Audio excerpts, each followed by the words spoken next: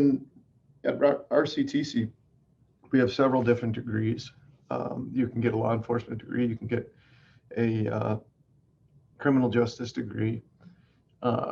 Both paths are fairly similar. So if you start on one and decide to divide off and go into another, you can go that way.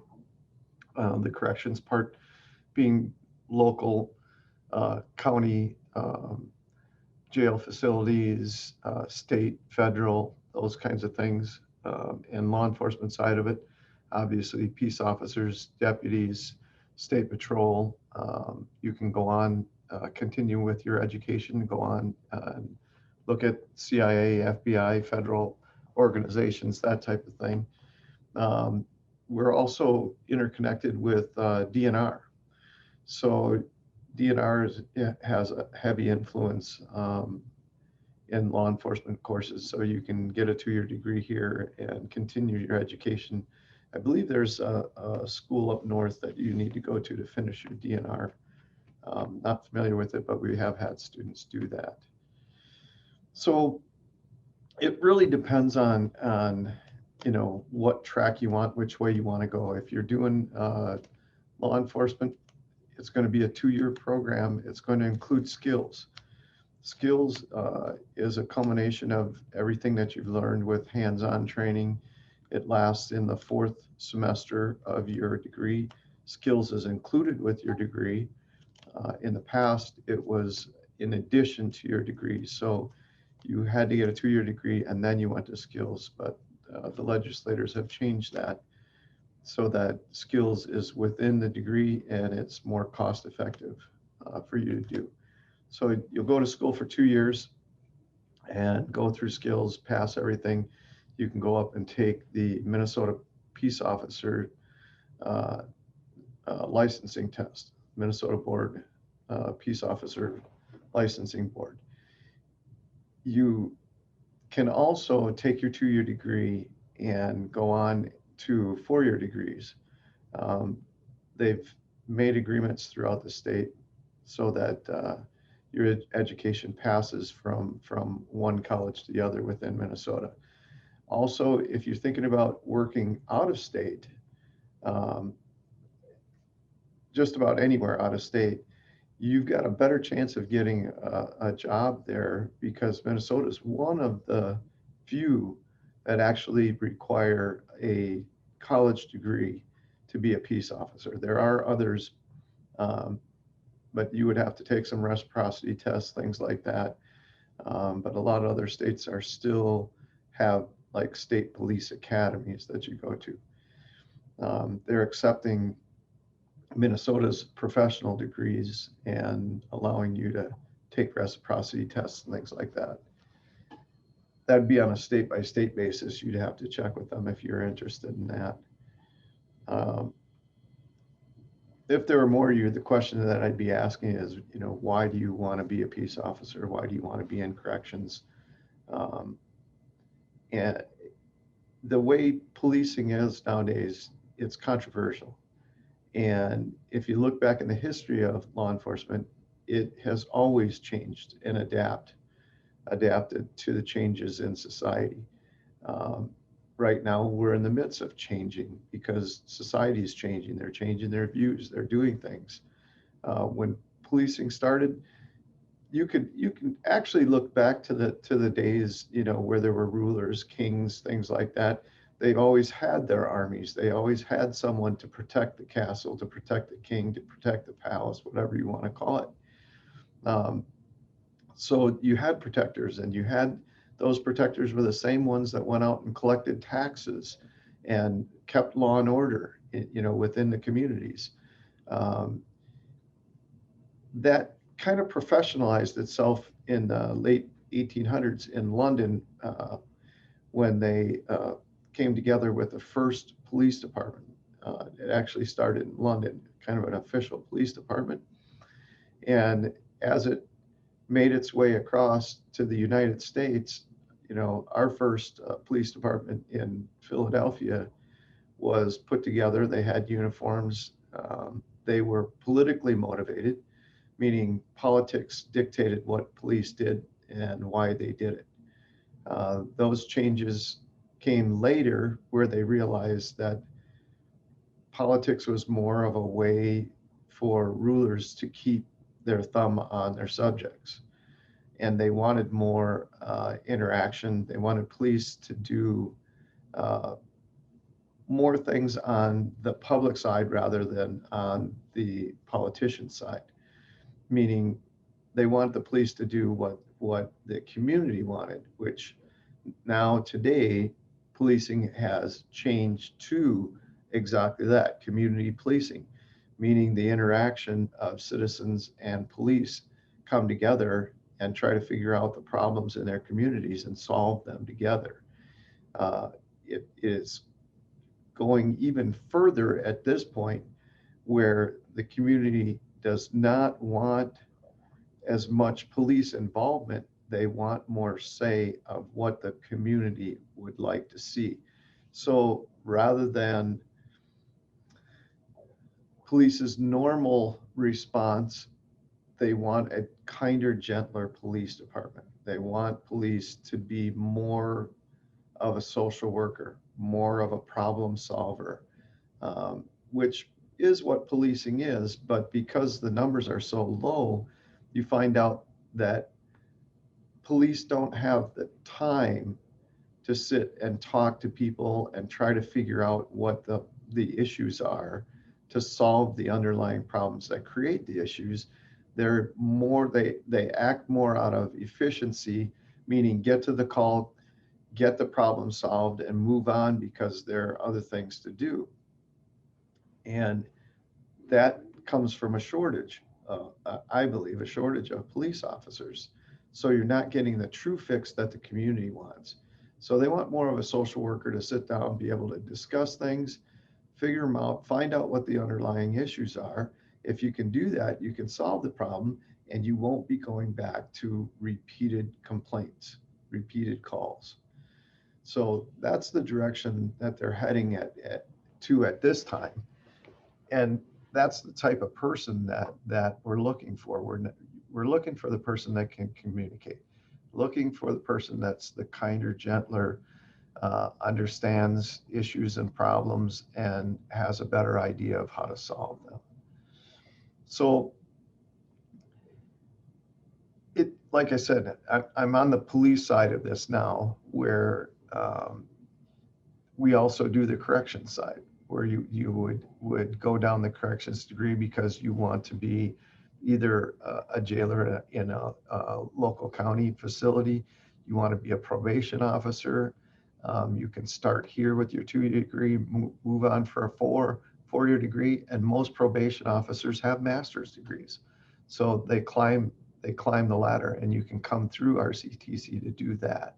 You can move from here with your degree to work into the federal prisons, the state prisons, things like that. So it depends on where you want to go and what you want to do with it. Let's see, where do we want to go? I'm talking from the law enforcement side of it because that's my career. I've been in law enforcement for quite a long time. I spent almost 30 years in law enforcement. I started out working in a couple of different small departments. Then I came over here to Olmsted County, and I was a deputy for a while, became a detective. I was a detective for 16 years. I retired. I took a job over in Iraq for 2 years, mentoring Iraqi police chiefs. And I came back and retired and came to work out here at the college. I've been here at the college since 1996, helping them teach their skills program. I started out as an actor, moved to instructor, and I think it's been over 10 years, about 10 years, 2010, 2011, I started working here full time. I retired from policing, and that's what I've been doing.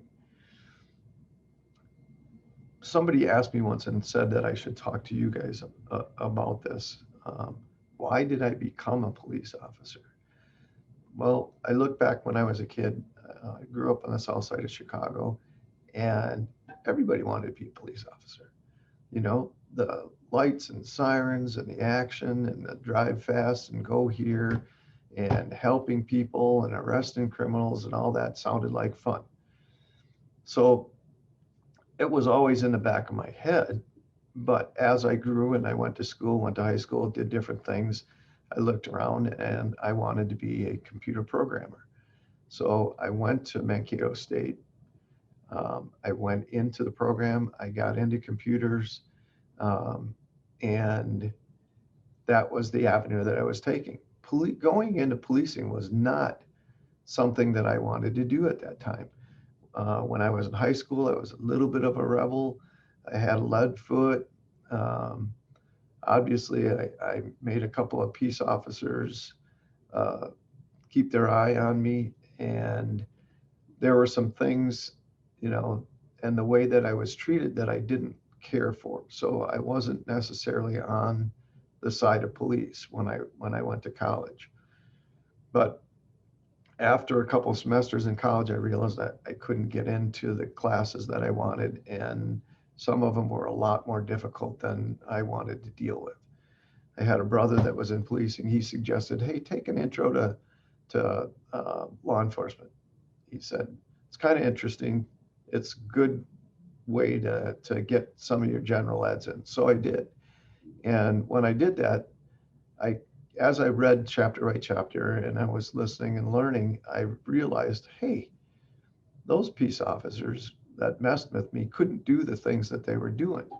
So in other words, they were doing some things they shouldn't have been doing to me, and it kind of teed me off. And I said, you know what? I don't like that. I don't like that it's fair. I don't like that they seem to act like bullies. So I said, you know what? I'm going to keep going in law enforcement. And because I liked it and I enjoyed it and I found it interesting, and I said, you know what? I can be one of those peace officers out there that I'm going to be fair. You know, I'm going to take a look at the situation and I'm going to be fair. I'm going to realize that people make mistakes, and you don't always need to hammer on people, meaning give them tickets, chase them around, you know, make their life miserable. A couple examples I can give you. Not all of these are things that I did, but things that I would have done. So you go to your a local grocery store, and the people there have caught a person who is shoplifting. Okay, shoplifting is offense. You should be writing a ticket. What was the item the person was shoplifting? It happened to be baby formula, baby milk formula. So you have to think about this. Why is somebody stealing baby milk formula? Now, talk to the person. What is it? What's going on? Well, he's got a baby at home, doesn't have any money, was laid off, whatever it was.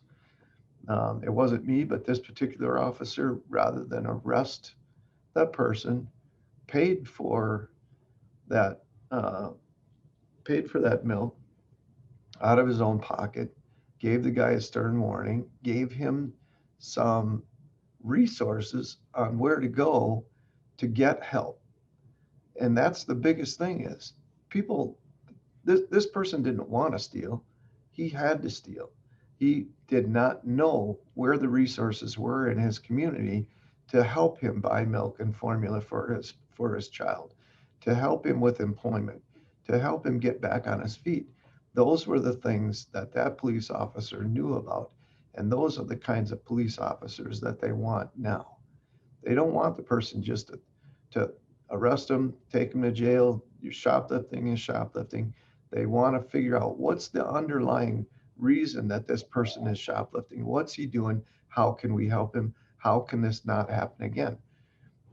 There's that saying. I don't know if you ever heard it. If you if you if you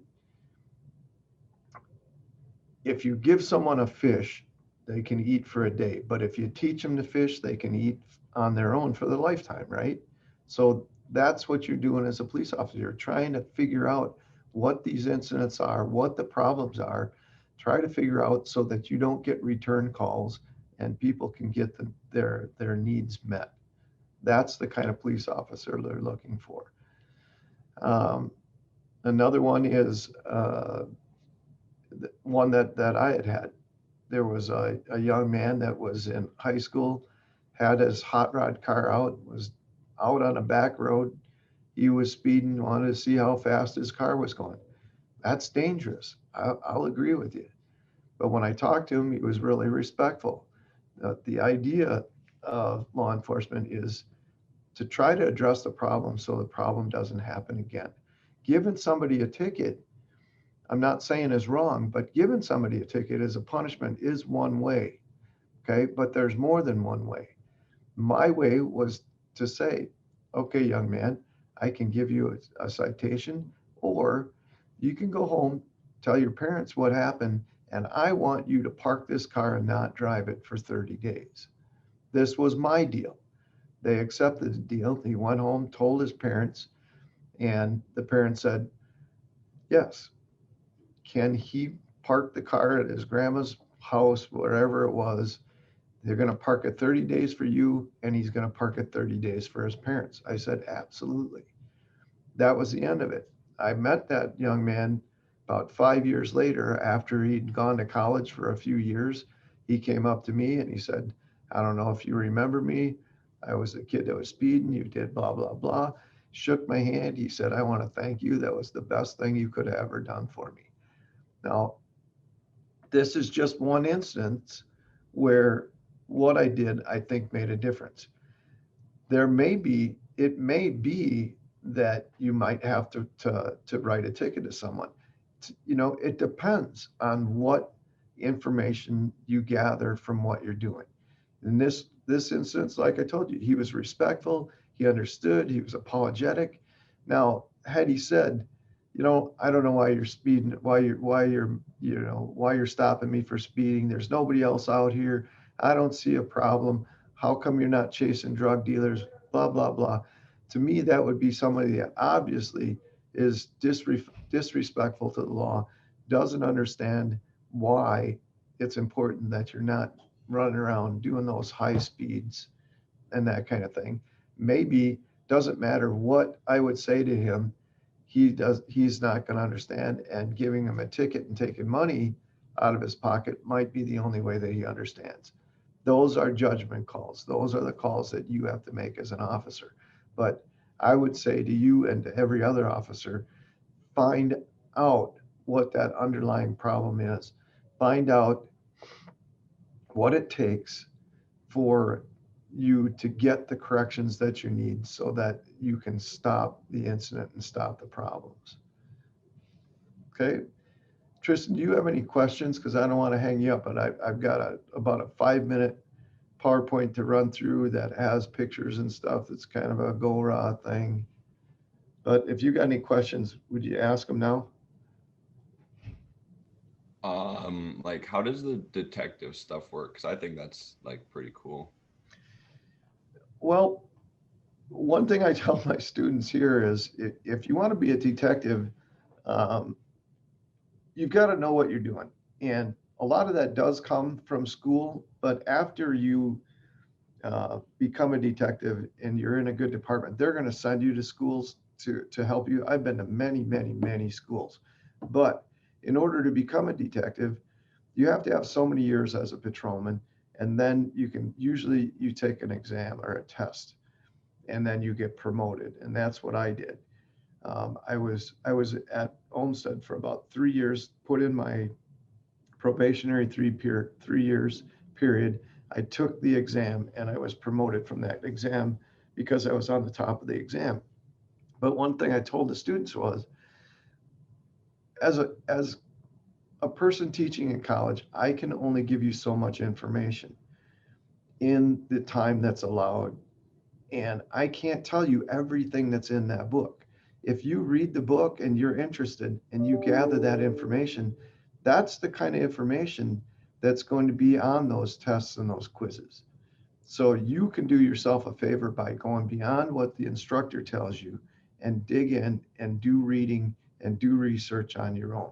You have to have that interest. Um, there are no jobs that I know of that you can walk out of college and just become a detective.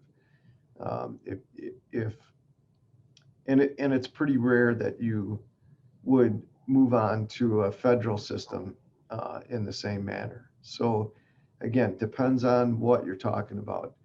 I know down south, they use crime investigation teams that are not police officers. I remember being in Louisiana, they have units that they put together with people that have degrees in different areas. Because being a detective, you're looking for, blood spatters and hair fibers, all different chemical type things to try to process in a crime scene. So you need a lot of specialized training for that. But if you're going to do it in Minnesota, at least in Minnesota, you've got to work your way up from patrol and into investigations. That pretty much answer that? Yeah. Okay. You got any other questions? No, that covered it. Okay. I'll play share this PowerPoint with you, and I might say a couple of things about where it is, but this is a PowerPoint about our skills program. And as it goes through, you will, you can ask questions if you want to, or whatever. Pictures that are going through now is skills. It has to do with people responding. The officers are being trained. You can see the instructors in the yellow vests. They're kind of grading and watching, but they may be dealing with this gal, might have mental issues, whatever.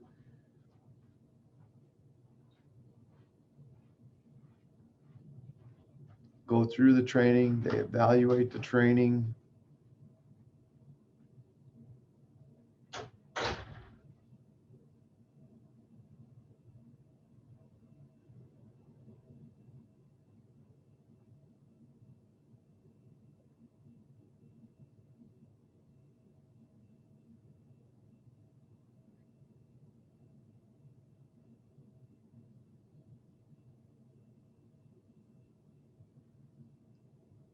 You can tell by the way they're acting with this gal, and I think she had mental issues, was being very compassionate, taking their time.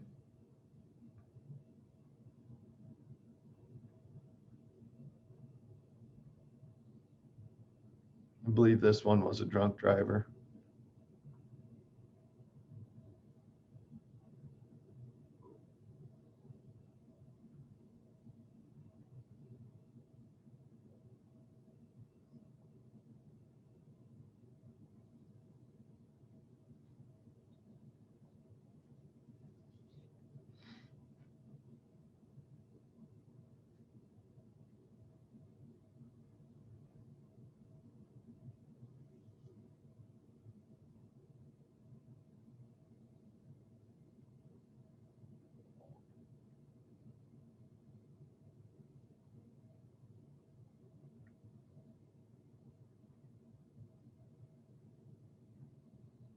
For a promo video, if I would have done this a little earlier, could have put Bad Boys song on there or something.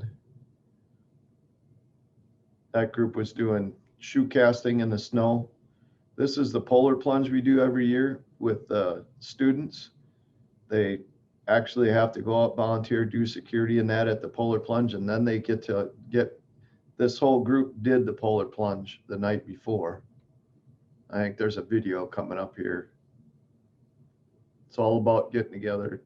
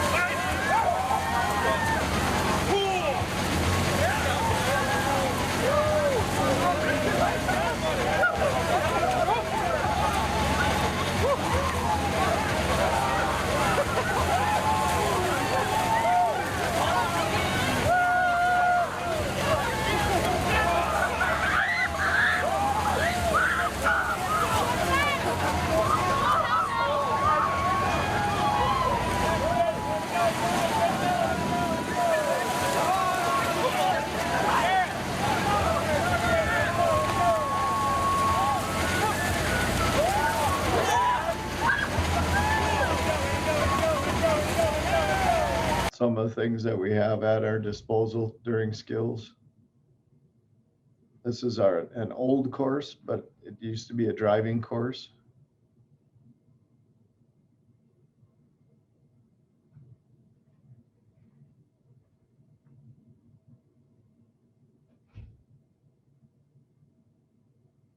I wish you good luck whichever way you go. We're out here if you need be, okay? All right. Thanks for joining. Take care. Yeah, thank you. Yep, bye. Bye.